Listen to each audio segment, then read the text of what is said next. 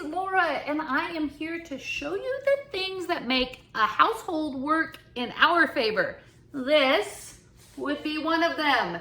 It is called a mini split. Do you know what a mini split is? Because I did not, but guess what? It is a heat and air that you can install in your house that isn't necessarily connected to your original air conditioner unit. So depending on where you need it, if you have an upstairs room that doesn't get enough air, pop this baby in.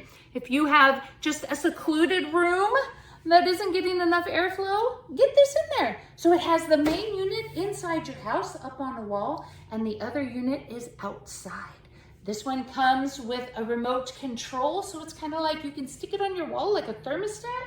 You can turn it on here, which I will do so. It opens up and starts cooling immediately because I have it set on cool.